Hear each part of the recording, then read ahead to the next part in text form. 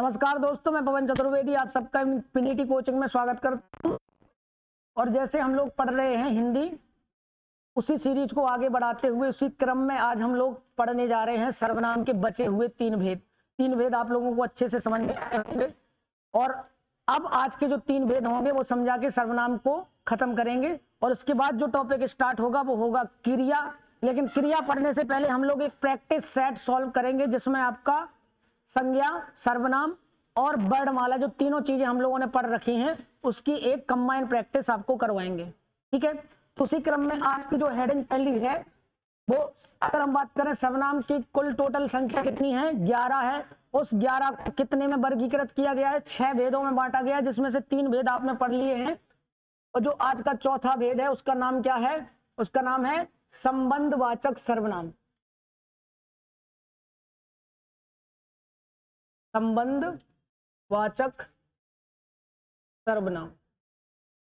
अब इसको ध्यान से समझना, संबंधवाचक सर्वनाम क्या कहलाता है। जैसा कि इसका नाम है संबंध, मतलब ये दो उपवाक्यों में क्या जोड़ता है, संबंध। मतलब अगर आप एक वाक्य को छुपा लेंगे तो एक का अर्थ पूरी तरह से स्पष्ट नहीं हो जाएगा जब तक दूसरा नहीं आ जाएगा। समझ पाए? जैसे हमने बोला, अभी भी समझ पाए होंगे। जैसे हमने बोला जैसा करोगे, जैसा करोगे। अब इतना बस लिखा जैसा करोगे, इसका कोई अर्थ बन रहा? अभी तो नहीं बन रहा, पूरी तरह से ये वाक्य पूर्ण अभी नहीं है। जो वाक्य पूर्ण नहीं होता है, आधा होगा, वो क्या है, उपवाक्य।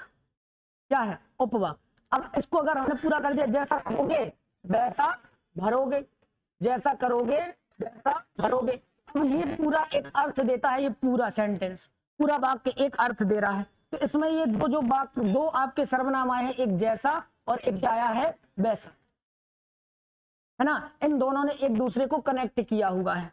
जैसा करोगे वैसा भरोगे, जो और सो, है ना। ये ऐसे शब्द हैं जो किसको दर्शाते हैं, संबंधवाचक सर्वनाम को दर्शाते हैं।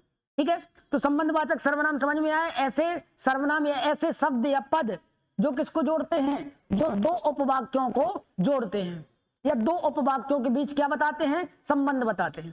ठीक है, तो ऐसे शब्द या पद जो दो उपवाक्यों के बीच, दो उपवाक्यों के बीच संबंध बताते हैं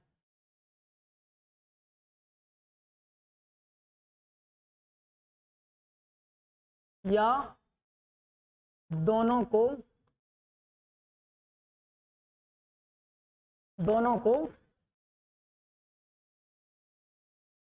आपस में क्या करते हैं, जोड़ते हैं।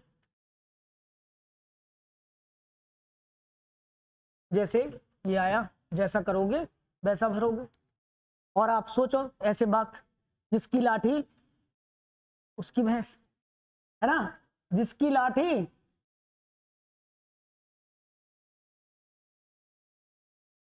उसकी भैंस।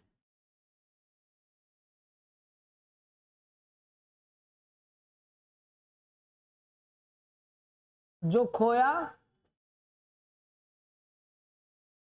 खोया सो पाया।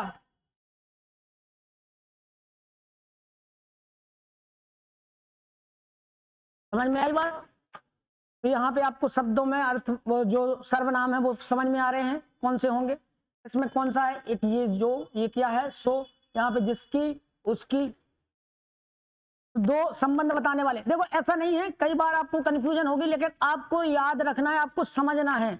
वाक्यों को आप जितना अधिक समझोगे, जितना गहराई से समझोगे, उतना अच्छे से आपको समझ में आता जाएगा। ये सर्वनाम हो चाहे संज्ञा हो, कुछ भी हो, आपको ये किस पे ध्यान देना है। ये शब्द रूप ही तो है सारे, अगर देखा जाए तो क्या है, शब्द रूप ही तो है,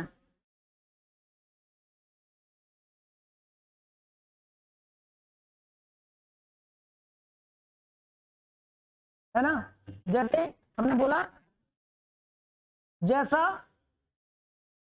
जैसा देश वैसा केस, द्वेष। ठीक है, अपने आप समझ में आ जाए।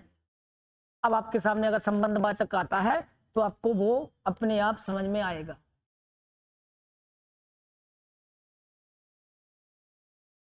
जो जीता वही सिकंदर, जो जीता वही सिकंदर, जो जीता वो हारा, ये कौन सा हुआ?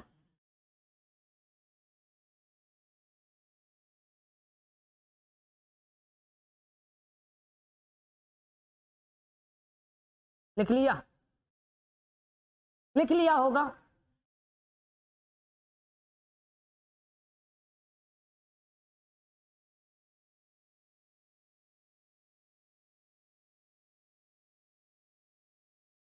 अभी देखो आगे बढ़ते हैं, बाद में लिखेंगे अब। ठीक है, आगे बढ़े। अभी देखना, पांचवा जो आया है उसका नाम क्या है? वो है निजवाचक सर्वनाम।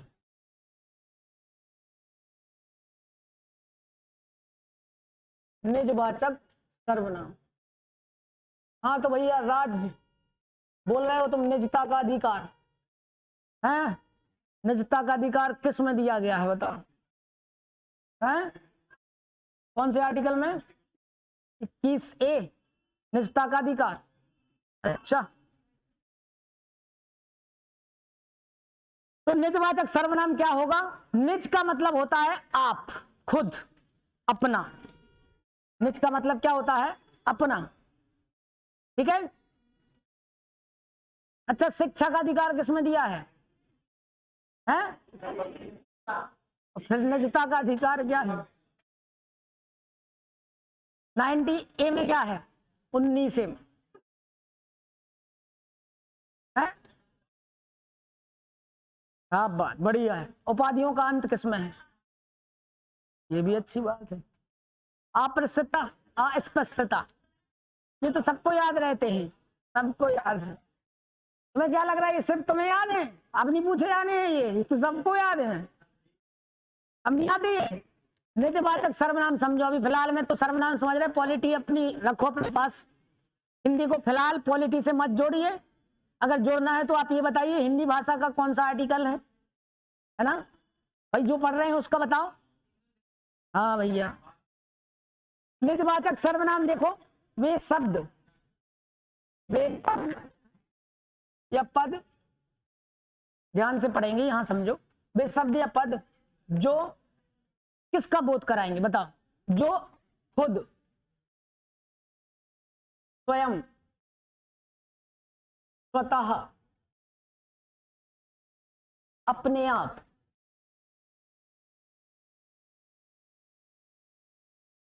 जैसे शब्दों का बोध कराते हैं।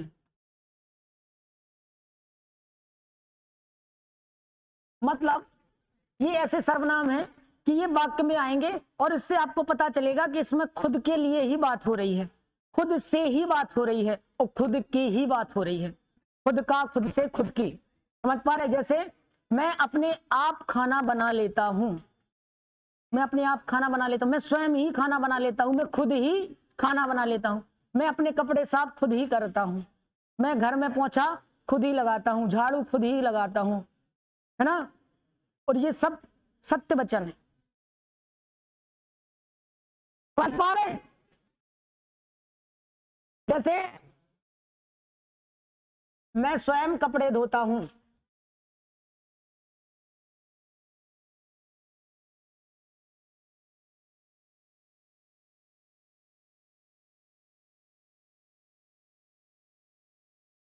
मैं अपने आप खाना बनाता हूं, अपने आप नहीं होगा, मैं खुद ही खाना बनाता हूं, मैं खुद ही खाना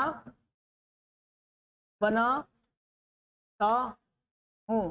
हाँ भैया, कुछ भी कर लो जिसमें अपने आप का निजता का अर्थ है। सिंपल सी बात है, खुद से ही बात आए। मैं अपने कपड़े खुद धोता हूं, मैं अपना काम खुद करता हूं, मैं अपने स्वयं से पढ़ता हूं, है ना, मैं पढ़ाई स्वयं से करता हूं। ये सारे शब्द जिसमें आएंगे वो सब क्या कहलाएंगे? निजवाचक। जैसे इसमें पूछेगा निजवाचक सर्वनाम कौन सा है तो ये होगा, ये होगा। समझ पा रहे हो? ठीक है, तो ये इतना बड़ा टास्क नहीं है निजवाचक सर्वनाम, आपको समझ में आ गया होगा। मैं स्वयं दिल्ली जाऊंगा, मैं अपने आप आ जाऊंगा, है ना। जैसे मैं अपने आप, मुझे मतलब लेने मत आना, मैं अपने आप आ जाऊंगा।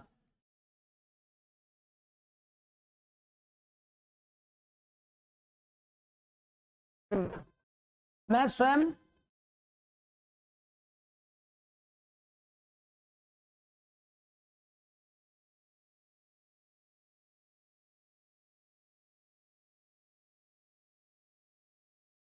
ठीक है, इसमें आप समझ पा रहे हो कौन से अर्थ थे?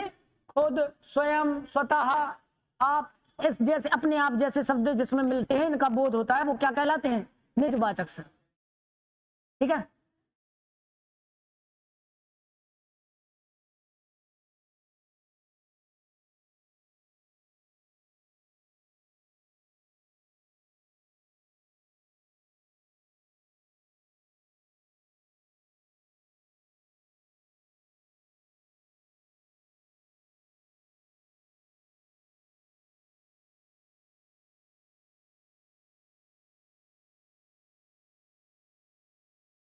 अब जो समझने वाला है मेन वो है पुरुषवाचक।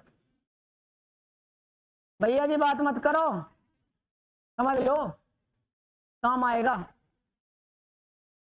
आप समझो, ये है जो लास्ट वाला है, इसका नाम है पुरुषवाचक सर्वनाम। पे ध्यान लगाना तभी समझ में आएगा पुरुषवाचक सर्वनाम, अगर ध्यान से नहीं समझा तो नहीं आएगा। पुरुषवाचक सर्वनाम क्या कहलाता है? सबसे पहले तो ये समझो, पुरुषवाचक सर्वनाम कहलाता है जिसमें आपको तीन पुरुष का बोध हो। और पहली बात तो तीन पुरुष से चलता ही है, जैसे इंग्लिश में चलता है ना first person, second person, third person, वैसे ही इसमें भी चलेगा। तीन पुरुष में अगर बात होती है तो वो क्या कहलाएगा? पुरुषवाचक सर्वनाम। ये ऐसे शब्द होते हैं जिसमें आपको तीन लोगों का बोध होता है। एक जो कहता है उसको हम वक्ता कहेंगे, कहने वाला वक्ता। एक जो उसकी बात सुनेगा तो श्रोता हो जाएगा। एक जो अन्य व्यक्ति जो तीसरे के बारे में बात कर रहे होंगे। सिंपल सी बात समझना, जैसे दो लोग हैं, एक है,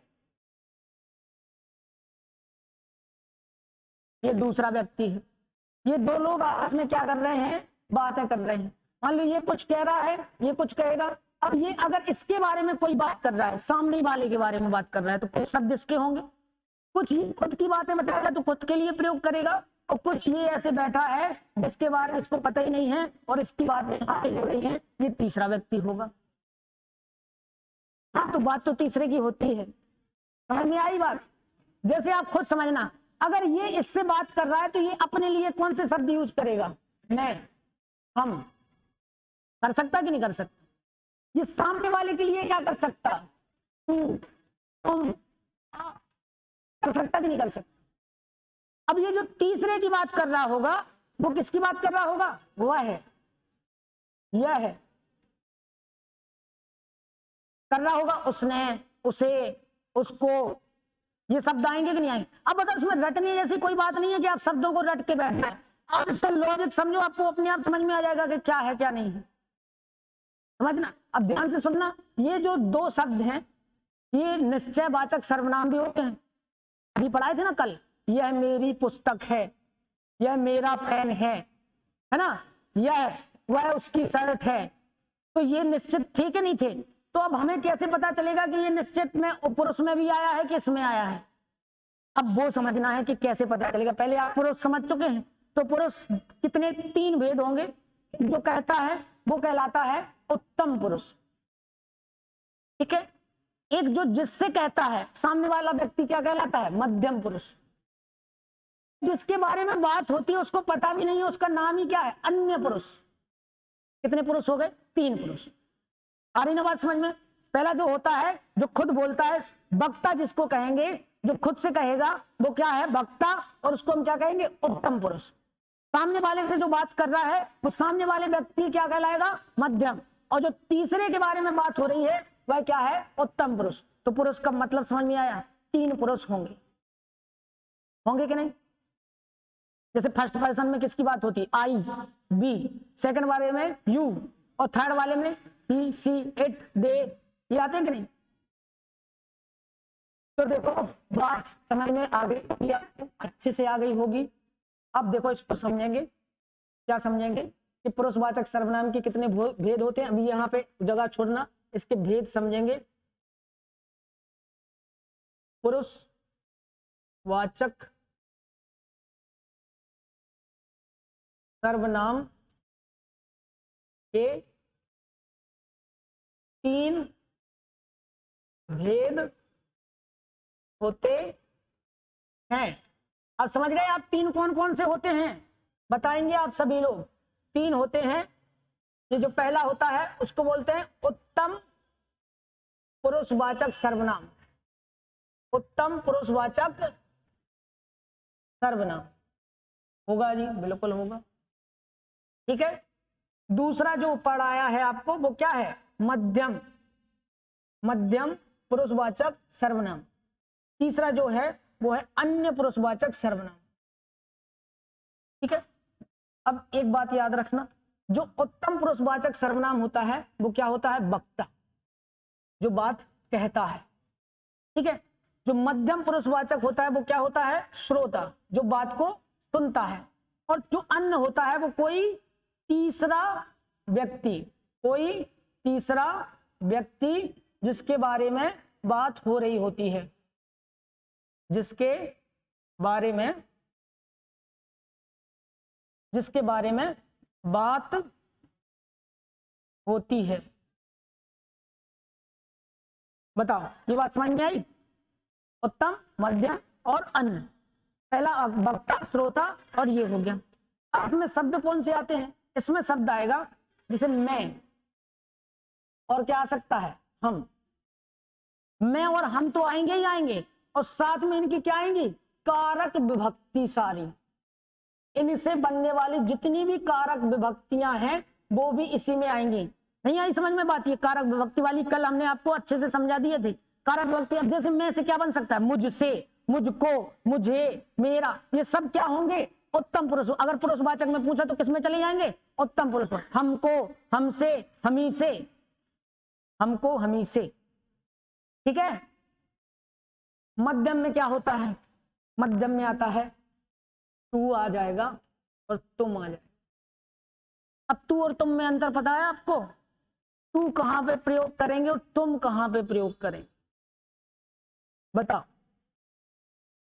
बता सकते हैं? जो अपने से छोटे होते हैं उनको तू और तुम दोनों बोलते हैं। अब फिर कहां तू लगाएंगे और कहां तुम लगाएंगे? देखो, जो अपने से छोटे होते हैं उन दोनों को प्रयोग करते हैं, तू और तुम का। ठीक है।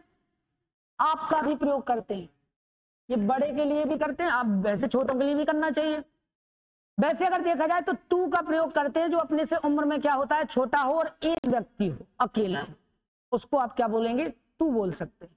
लेकिन जैसे आप सब, मतलब आपके सामने 4-6 लोग खड़े हैं, वो 4-6 आपसे सबके सब क्या हैं? छोटे हैं, सबके सब छोटे हैं, तो उन सबको एक शब्द में क्या बोलोगे?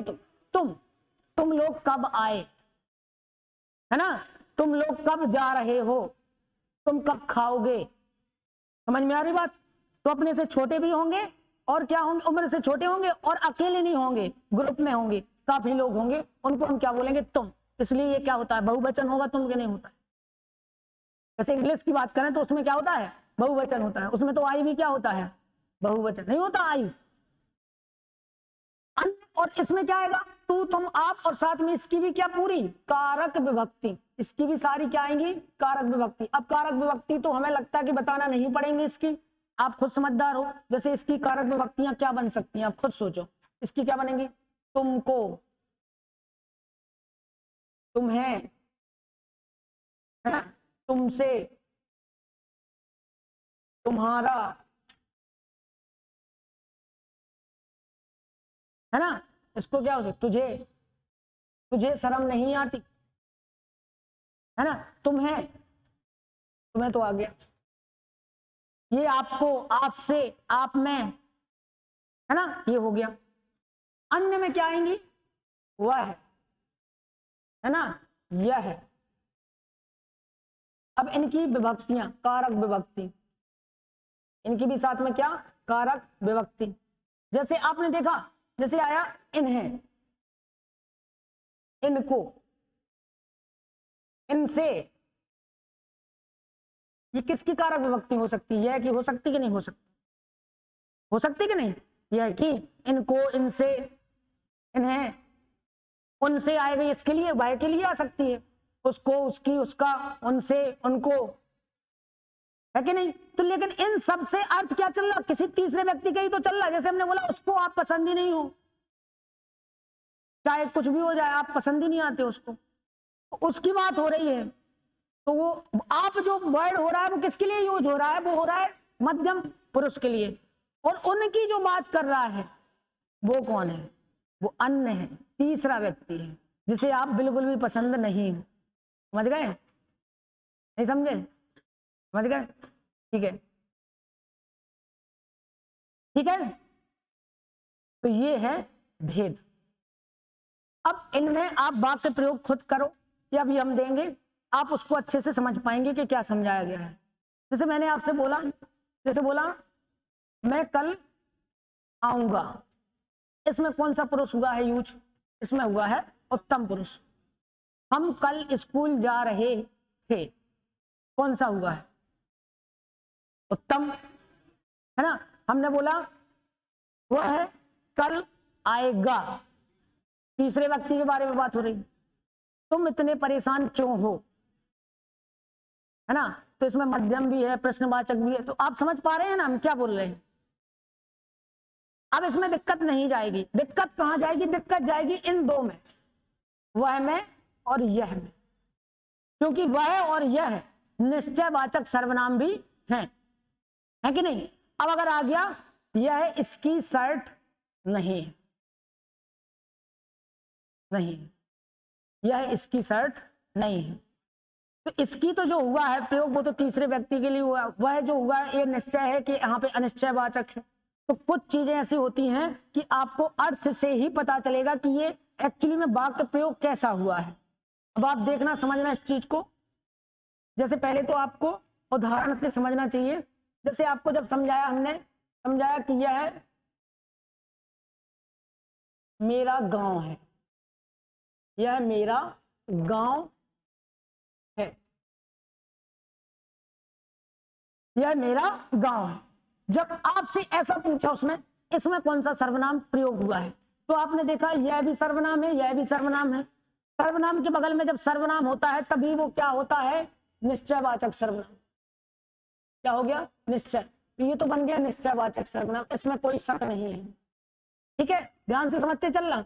अब इसी वाक्य को बोल दिया है गांव मेरा है, यह गांव मेरा है। तो आपको यहाँ पे याद रखना है ये भी और ये सर्वनाम है, ये संज्ञा है। तो सर्वनाम के बगल में जब संज्ञा आती है तो ये बन जाएगा, ये कुछ भी नहीं होगा, ये होगा सार्वनामिक विशेषण। ये तो पता है ना आपको, यह होगा सार्वनामिक विशेषण। ठीक है, अभी देखना, अब आपको थोड़ा सा अंतर समझना है। जैसे हमने बोला यह है मेरा, यह नहीं, वह है मेरा भाई है, वह मेरा क्या है? भाई है। अब जब ऐसा प्रयोग आएगा, देखो वहां पे भी हमने ऐसा पढ़ाया होगा, लेकिन अब आप ध्यान से समझो। अगर ऐसा प्रयोग आया और आपसे दोनों ऑप्शन में दिए गए, मतलब पुरुष में भी पूछा उसने आपसे और किस में पूछा, और ऑप्शन भी दिए, और उसमें आपके पास ऑप्शन दोनों हैं, एक है निश्चयवाचक, ठीक है, और एक हो गया, उसने बोला कौन सा पुरुष हो गया? ये हो गया अन्य पुरुष। इसकी बात कर दी अन्य पुरुष। तब आप हमेशा किसके साथ जाएंगे? अन्य पुरुष के साथ। लॉजिक क्या है? लॉजिक समझो कि जब यह है और वह है, यह है और वह है, ये दो शब्द आए और उनके साथ कोई प्राणी आए और वो किसी प्राणी की ओर संकेत करें, प्राणी मतलब जिंदा, ठीक है, तो फिर वो हमेशा किस में जाएगा? फिर अन्य पुरुष में, अगर ऑप्शन आपके पास है। अब जब पुरुष ही नहीं है तो फिर तो किस में जाना पड़ेगा? निश्चयवाचक में ही जाना पड़ेगा। समझ में आ रही ना बात? ये जैसे मैंने कहा वह मेरा गांव है, अगर इसी को हमने बोला होता वह मेरा क्या है? गांव है, तो आप इसको फिर पुरुष में नहीं लिखेंगे, आप इसको क्या लिखाएंगे, निश्चयवाचक। और अगर ऐसा है मेरा भाई है तो फिर आप किस में चले जाएंगे, पुरुष में, क्योंकि वह तीसरे व्यक्ति की ओर ही क्या कर रहा है, संकेत कर रहा है। ठीक है, लॉजिक समझ पाए, बोलो नहीं समझ पाए, समझ पाए।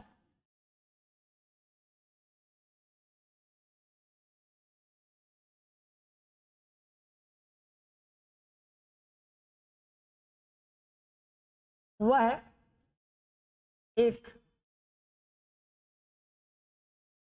ईमानदार महिला मित्र है।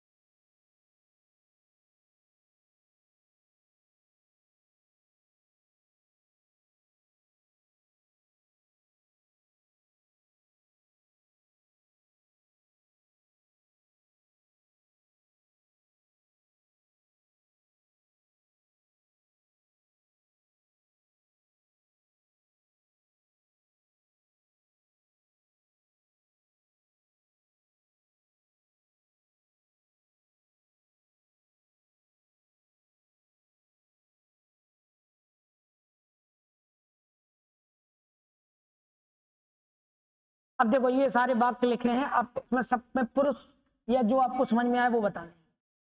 ठीक है, ध्यान से समझना आप। जैसे हम बात करें पहले की, वह एक ईमानदार महिला मित्र है। कौन सा पुरुष है, सिर्फ पुरुष में बताओ। तो कौन से पुरुष की बात हो रही है यहाँ पे, जो आया है वो कौन सा है, अन्य पुरुष, क्योंकि तीसरे व्यक्ति की बात है। ठीक है नहीं, वे सब जा रहे हैं, ये भी कौन सा है, अन्य पुरुष ही हुआ। हम स्कूल गए थे, अब मैं और हम किस में आता है, पहले में, मतलब उत्तम पुरुष। कौन सी बात हुई, उत्तम पुरुष की बात हुई। तुम्हें नहा लेना चाहिए, ये कौन सी बात, किसकी बात हो रही है, मध्यम पुरुष। अब बताओ, इन्हें अपने घर खाना खिलाओ, कौन से पुरुष की बात है, अन्य, बिल्कुल सही है। कौन सा पुरुष है, भाई मेरी माँ है, कौन सा पुरुष, अन्य पुरुष। अगर हम बोले यह मेज मेरी है तो क्या है ये कौन से पुरुष में जाएगा, बताओ। ये किसी भी पुरुष में नहीं जाएगा, ये कोई पुरुष बनेगा नहीं। यह मेज मेरी है तो ये आएगा क्या, सार्वनामिक विशेषण। क्यों क्यों आएगा सार्वनामिक विशेषण, क्योंकि सर्वनाम के बाद क्या है, सर्वनाम के बाद तुरंत क्या है, संज्ञा है। और सर्वनाम के बाद जब संज्ञा आती है तो वो क्या बन जाता है, सार्वनामिक विशेषण। ये मेरी पेंसिल है, ये क्या हो, कौन सा पुरुष होगा, कोई पुरुष नहीं होगा भैया, क्यों आप लोग भूल रहे हैं, ये क्या बनेगा, निश्चयवाचक सर्वनाम। कौन सा, निश्चयवाचक। वह मेरे पिताजी हैं, ये बनेगा कौन सा, अन्य पुरुष। अब बताओ आया समझ में, पूरा आ गया अच्छे से समझ में है? इस देश में कई सारे जयचंद हैं, बताओ कौन सी संज्ञा होगी, जयचंद।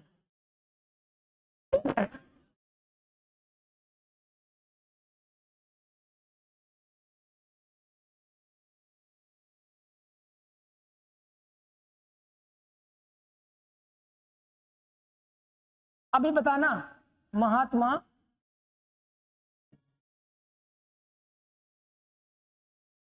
महात्मा गांधी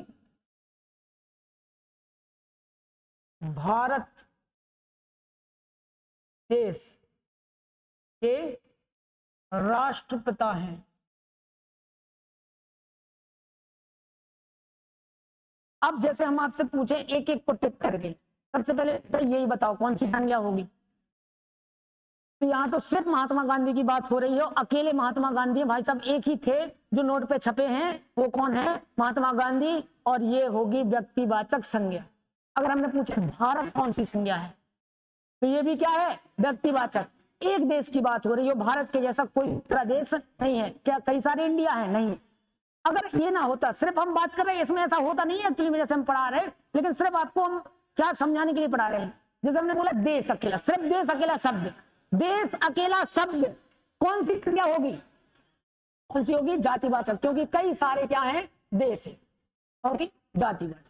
अगर हम बोलते अकेला राष्ट्रपिता, तो सिर्फ राष्ट्रपिता जो शब्द होता वो कौन सी संज्ञा होती, वो कौन सी होती, जातिवाचक, बिल्कुल होती जातिवाचक, क्योंकि राष्ट्रपिता तो कई सारे देशों के अलग अलग हैं। ठीक है, समझ गए ना बात को।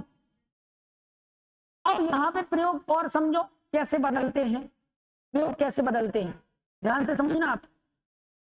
जैसे हमने बोला आजकल देश में रावण होते हैं, रावण पैदा होते हैं। अब बताओ, अब जैसे ऐसा आया और यहाँ पे उसने आपको हाइलाइटर लगाया, ये निम्नलिखित में से कौन सी संज्ञा है, जातिवाचक, व्यक्तिवाचक, भाववाचक या पदार्थवाचक, तो आप क्या कहेंगे, रावण कौन सी संज्ञा होगी, जातिवाचक। क्यों होगी, क्योंकि इस के अकॉर्डिंग, इस वाक्य के प्रयोग के अकॉर्डिंग क्या हो गई, वो जातिवाचक। इसका मतलब इस वाक्य का ये है कि रावण के जैसे कई सारे लोग पैदा हो रहे हैं, तो यहाँ पे एक की बात नहीं हो रही है, तो ये, और सिर्फ हम बोलते हैं कि रावण अकेला कौन सा शब्द है, तो वो व्यक्तिवाचक होता। ठीक है, समझ में आ गई बात, ये हो गई बात खत्म।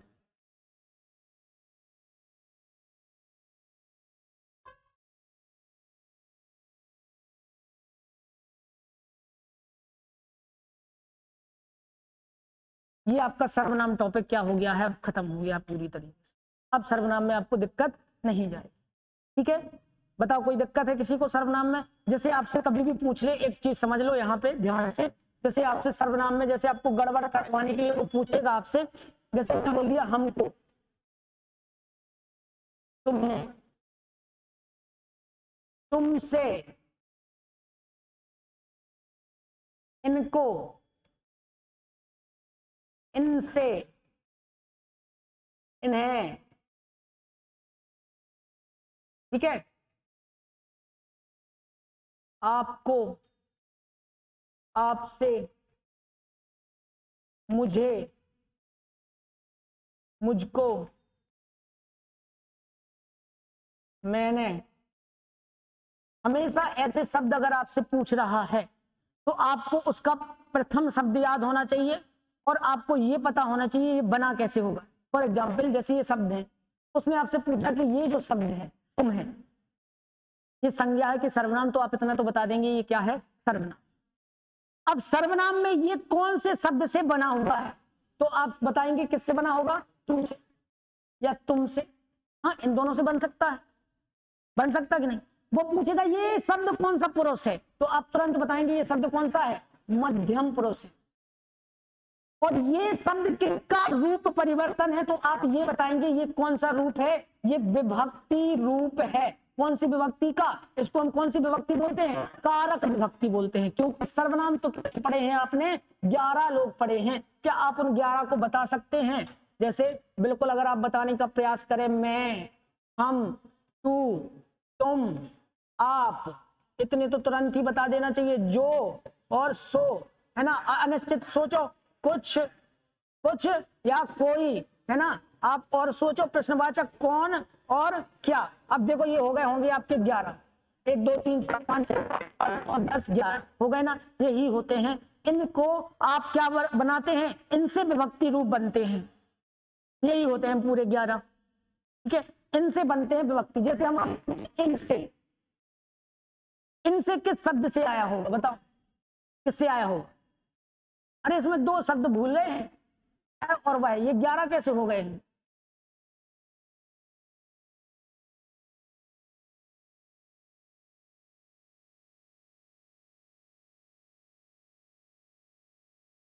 जो सो जो है वो वही है। अगर आप बात करें यह की और वह की, ठीक है, ये इनसे किससे बना होगा, ये जो बना होगा ये किससे बना होगा, यह से निकला होगा। आपको खुद ये पूरा सिस्टम सोचना है। अब एक एक का बताओ, आप कौन किससे बना है, इसको देख के मत बताओ कौन किससे बना है और कौन सा रूप होगा उसका। आप बता सकते हैं ये भी किससे बना है, कैसे बना है। कौन सा सर्वनाम था पहले, पहले था ये निश्चित वाचक सर्वनाम, उससे ये बन गया है। ये भी किससे बना होगा, इसी से बना होगा। अगर हम बात करें उसको, है ना, उसे, बताओ ये शब्द किससे बने होंगे, वह से बने। अगर बात करें कौन से पुरुष में प्रयोग होंगे, किस पुरुष में प्रयोग होंगे, तो अन्य पुरुष में प्रयोग होंगे। किस पुरुष में, अन्य पुरुष में। ये आपको अपने मन से सीखना है ये चीज। अब बताओ ये पढ़ाने वाली चीज है क्या, ठीक है, पढ़ाने वाली तो है वैसे। उनसे उससे, ये कैसे प्रयोग करेंगे, आप खुद से प्रयोग करो। आप बताओ ये किसका है, ये है आपसे निकले। और ये अगर पूछे ये शब्द किस पुरुष में जाएगा, तो बताओ किस पुरुष में जाएगा, मध्यम पुरुष। किस पुरुष में जाएगा, मध्यम। ये भी किस में जाएगा, मध्यम। ये किस पुरुष में जाएगा। अगर बात करें किससे निकला है, मैं, कौन सा रूप है, कारक का विभक्ति रूप है, कारक का विभक्ति रूप है। और ये किससे किस पुरुष में जाएगा, उत्तम। अरे भैया किस में जाएगा, उत्तम। ये भी किस में जाएगा, उत्तम। ये भी किस में जाएगा, उत्तम पुरुष, है ना। अब बताओ समझ में आ गई ये बात पूरी तरीके से, ठीक है। तो ये सर्वनाम आपके क्या होते हैं, खत्म होते हैं। देखो ये पूरी तरीके से हमने सर्वनाम पढ़ लिए, ठीक है। तो अब कल करेंगे अपन लोग, आज आप लोगों का टास्क है कि आप पूरा रिवीजन करके यहाँ, खास तौर से वर्णमाला, क्योंकि संज्ञा सर्वनाम इतने वो नहीं थे, आपको एक बार ही पढ़ना पड़ेगा, लेकिन वर्णमाला आपको फिर से दोबारा से पढ़ के आनी है, ठीक है। मिलते हैं अगले एपिसोड में, तब तक के लिए नमस्कार।